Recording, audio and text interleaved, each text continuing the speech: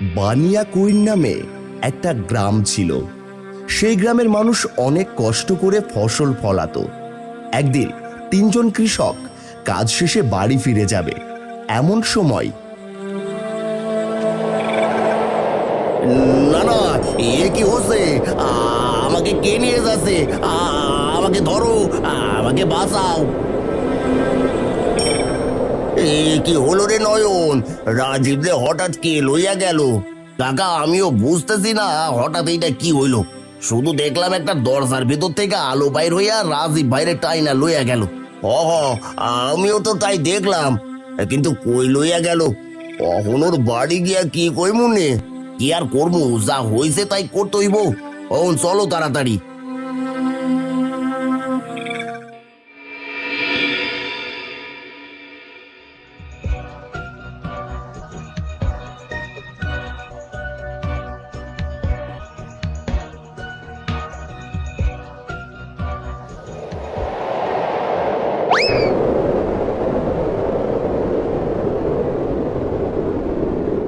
এই ঘটনায় গ্রামের সবাই অনেক ভয় পেয়ে যায়।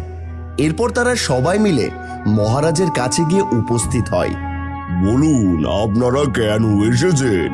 মহারাজ, এক জাদুর দরজা এসে আমাকে চোখের সামনে থেকে একের পর এক মানুষের তুইলা লইয়া যাইতেছে। আপনি আমাকে সাহায্য করুন। মহারাজ, আপনি কিছু একটা করেন। এইভাবে গ্রামের মানুষ কোথায় হারাইয়া যাইতাছে, কে লইয়া যাইতাছে, কেউ কইতে পারতাছে না। ঠিক আছে, আপনি আর চিন্তা করবেন না, আমি দেখছি কি করা যায়। মহারাজ, যাকে ধরা যায় না, দেখা যায় না, তাকে আপনি কিভাবে নিয়ন্ত্রণ করবেন? তা আমি জানি না, কিন্তু আমার প্রজাদের ভালো রাখার দায়িত্ব সম্পূর্ণই আমার। আপনি রাজকর্মচারীদের নিয়ে দ্রুত বৈঠক দিয়ে এর সমাধানের ব্যবস্থা করুন। জি মহারাজ। এবার আপনারা যে যার বাড়ি যান। মহারাজের জয় হোক, মহারাজের জয় হোক।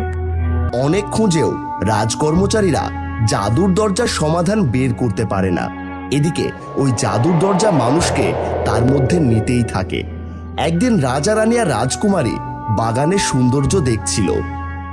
দেখিস রে মা, গোলাপে কিন্তু অনেক কাঁটা আছে, তোর হাতে কাঁটা ফুটে যাবে। আমার কিচ্ছু হবে না বাবা। বাবা, বাবা আমাকে বাঁচান, আমাকে নিয়ে গেল।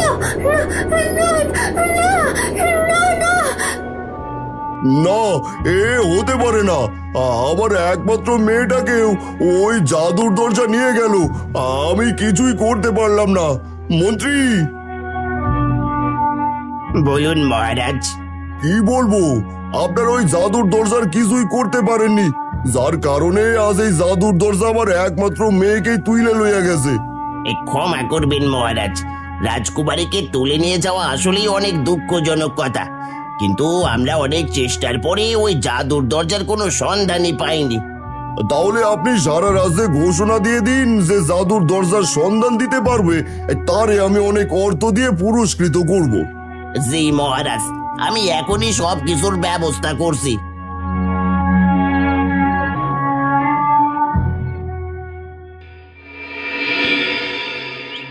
মা, দরজা খোলো, আমারে বাইরে যাইতে দাও। না, তোরে বাইরে যাইতে দিমু না। তোরে বাইরে দেখলে যদি ওই মানুষ ধরা দরজা তোরে লইয়া যায়। মা, আমার কিছুই হইব না, আমারে বাইরে যাইতে দাও। ঘরের ভিতরে আমি থাকতে পারি না, জানো না মা, আমারে বাইরে যাইতে দাও। না, দরজা খুলুম না। তুই আমার একমাত্র পোলা, তোরে হারাইলে আমি কারে লইয়া বাঁচুম?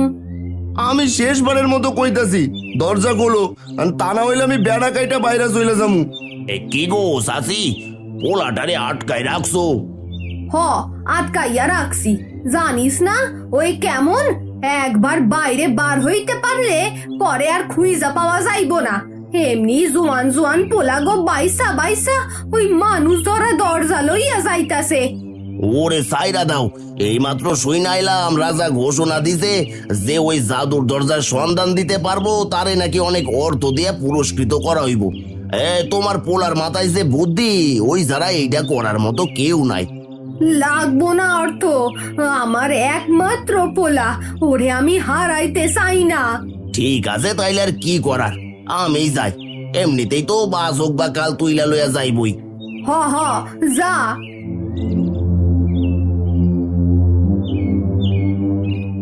কি ব্যাপার, হয়তো আর ডাকতাছে না, নাকি বেড়া ভাইঙ্গা পালাইলো।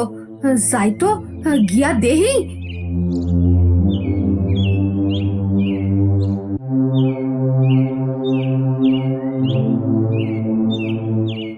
হায় হায় হায়, আমার পোলাটা দেখতাছি পলাইয়া গেছে।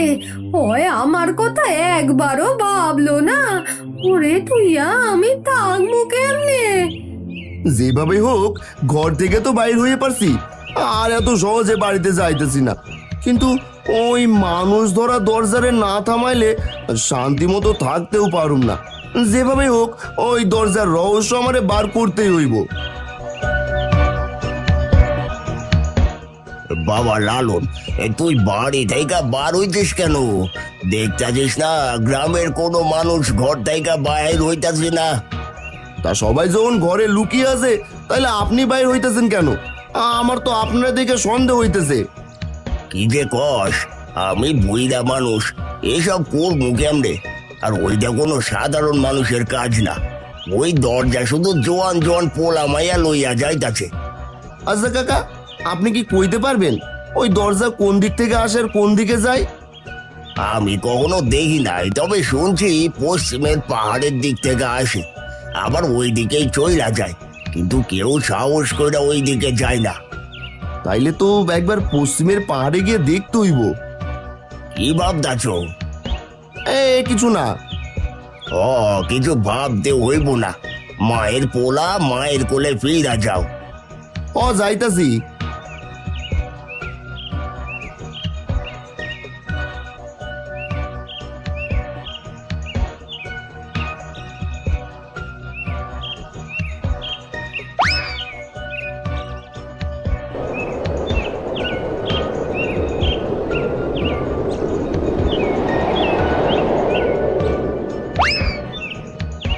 যাক, বাঁচা গেল।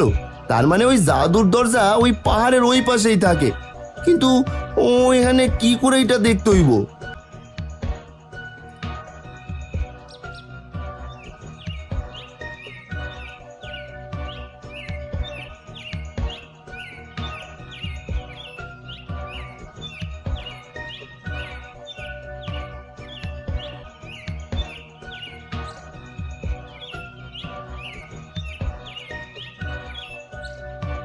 এই তো, এইখানে একটা গুহা। আমারে দেখতে হইব এই গুহার ভিতর কি আছে। মনে হইতাছে কি যেন আইতাছে, আমারে দেখতেই হইব।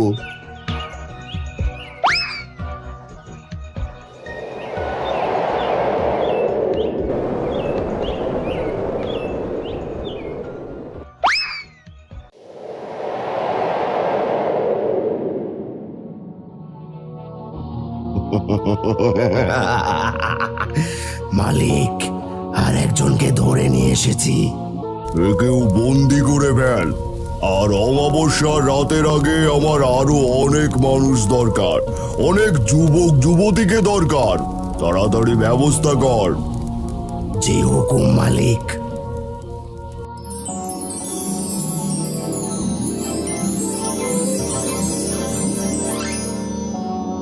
আমাদেরকে ছেড়ে দাও, আমাদেরকে ছেড়ে দাও, আমাদেরকে ছেড়ে দাও, আমাদেরকে ছেড়ে দাও। চুপ কর সবাই, তোদের ছেড়ে দেওয়ার জন্য এখানে আনিনি। তোদের এই চিৎকার কেউ শুনবে না। তোদের সবাইকে আমি অমাবস্যা রাতে বলি দিয়ে চির অমরত্ব লাভ করব। রাঘব, যা তুই আরো মানুষকে ধরে নিয়ে আয়। যে হুকুম মালিক।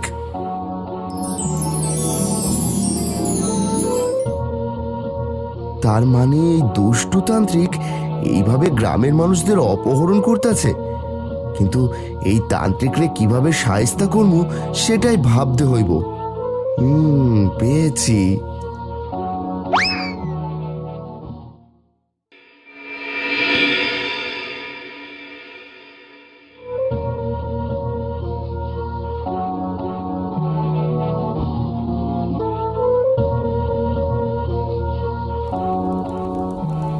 কে আপনি? এখানে কেন এসেছেন? মূর্খ তান্ত্রিক, তুই আমাকে চিনতে পারছিস না? আমি তান্ত্রিক গুরু চন্দ্র মহাদেব। গুরুদেব, আমি আপনাকে চিনতে পারিনি, আমায় ক্ষমা করুন। আমি কি আপনার আগমনের কারণ জানতে পারি? তুই যে শক্তি লাভের আশায় এতগুলো মানুষকে অপহরণ করেছিস, তাতে তো তুই কোনোদিনও সফল হতে পারবি না। কেন গুরুদেব, আমার কোথায় ভুল হয়েছে? তোর ভুল হয়েছে, তুই সাধারণ মানুষকে বলি দিয়ে অসাধারণ শক্তি হাসিল করতে চেয়েছিস। তাহলে আপনিই বলে দিন গুরুদেব, আমাকে কি করতে হবে? তুই যদি অমরত্ব লাভ করতে চাস আর তার সাথে অসাধারণ ক্ষমতার অধিকারী হতে চাস, তাহলে তোকে শক্তিশালী মানুষ অর্থাৎ এই রাজ্যের রাজাকে তুলে আনতে হবে। কিন্তু এটা তুই তোর সহযোগীকে দিয়ে করতে পারবি না, বুঝতে পেরেছিস তুই? হ্যাঁ গুরুদেব, বুঝতে পেরেছি, কিন্তু এতে কি আমি সফল হতে পারবো? কি এত বড় কথা! তুই তান্ত্রিক গুরুদেবের উপদেশে সন্দেহ পোষণ করছিস? আমার আবারও ভুল হয়ে গেছে গুরুদেব, আমাকে ক্ষমা করে দিন আর আমাকে আশীর্বাদ করুন। ঠিক আছে, শুধু আশীর্বাদ নয়, এই সাধনা সত্য রূপ না নেওয়া পর্যন্ত আমি কোথাও যাব না। আপনাকে অনেক অনেক শ্রদ্ধা জ্ঞাপন করছি গুরুদেব, আদেশ করুন, এখন আমার কি করা উচিত? এবার চল, রাজাকে গিয়ে তুলে নিয়ে আসি। ঠিক আছে গুরুদেব, চলুন।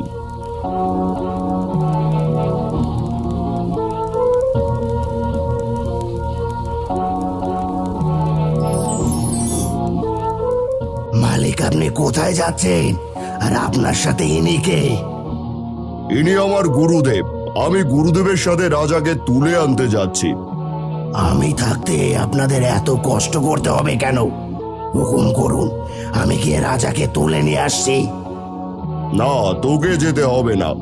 আর শোন, আমার গুরুদেব যদি কোনো কিছু বলে, সঙ্গে সঙ্গে তা পালন করবি। এখন তুই এখানে থেকে সবাইকে পাহারা দে, আমরা চললাম। ঠিক আছে মালিক।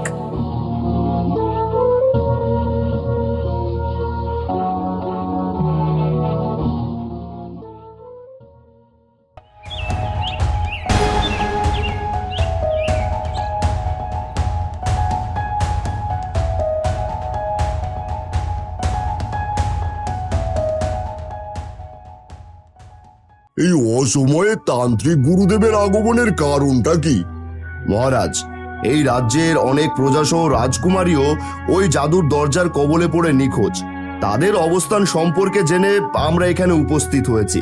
তাহলে তাড়াতাড়ি বলুন, রাজ্যের প্রজাদের সাথে আমার মেয়ে কেমন আছে? অনেক ভালো আছে মহারাজ, কিন্তু তাদেরকে উদ্ধার করতে গেলে আপনাকে একা আমাদের সাথে যেতে হবে। হ্যাঁ মহারাজ, যাতে আপনার বন্দি প্রজা ও রাজকুমারীর লগে আপনারেও বলি দিতে পারি। বলি দিবে মানে? মহারাজ, আগে বন্দি করুন এই তান্ত্রিককে। এ কি, আমার সাথে এত বড় ধোঁকা? হ্যাঁ, ধোকা। এসব হচ্ছে কি? মহারাজ, এই তান্ত্রিক তার পালিত রাক্ষস দ্বারা রাজকুমারী সহ রাজ্যের প্রজাদের অপহরণ করিয়েছে। যাদের অপহরণ করিয়েছে তাদেরকে অমাবস্যা রাতে বলি দিয়ে তান্ত্রিক অমর হতে চায়। কি এত বড় সাহস তান্ত্রিকের? সেনা, বন্দি কর ওই তান্ত্রিককে। না না, আমি কিছুতেই বলবো না। আমার সারা জীবনের সাধনা এইভাবে আমি নষ্ট হতে দেব না। আমি যদি এখানে নাও থাকি, তবু আমার রাক্ষস সবাইকে বলি দিয়ে আমাকে চির অমর করে দেবে। মহারাজ, আমি জানি সবাই কই আছে, আর ওই রাক্ষসটা কি করতে হইব সেটাও আমি ভালো করেই জানি। ঠিক আছে, তাহলে তুমি গিয়ে সবাইকে উদ্ধার করে নিয়ে আসো। জি মহারাজ, আমি অহনে যাইতাছি।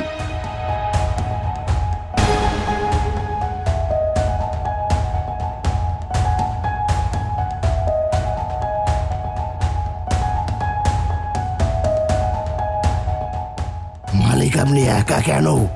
আমার আর এক মালিক কোথায়? সে তার উদ্দেশ্য হাসিলের জন্য রাস্তা পরিবর্তন করেছে। এখন আমি যা বলি তুমি তাই করো। বলুন মালিক, আমাকে কি করতে হবে? তুমি এদের সবাইকে মুক্ত করে দাও। জি হুকুম মালিক। এখন বলুন মালিক, আমাকে কি করতে হবে? আমি যদি তোমাকে মুক্ত করে দিই, তাহলে তুমি কি তোমার রাজ্যে ফিরে যাবে? জি মালিক, আমি তো অনেক বছর হলো আমার রাজ্যে যাওয়ার জন্য ব্যাকুল হয়ে আছি, কিন্তু আমি তো গোলাম। মুক্তি না পেলে তো একা যেতে পারি না। ঠিক আছে, আমি তোমাকে একেবারে মুক্ত করে দিলাম। এবার তুমি তোমার রাজ্যে ফিরে যাও, আর কখনো কারো গোলামি করতে আসবে না। জি হুকুম মালিক, আমি এখনই চলে যাচ্ছি, আর কখনো কারো গোলামি করতে আসবো না। এরপর মুক্তি পেয়ে যে যার মতো বাড়ি চলে যায়, আর রাজকুমারীকে নিয়ে লালন রাজ দরবারে হাজির হয়। রাজা তার কাজে খুশি হয়ে তাকে অনেক স্বর্ণমুদ্রা উপহার দেয়। এরপর লালন তার মাকে নিয়ে আবার সুখে শান্তিতে বসবাস করতে শুরু করে।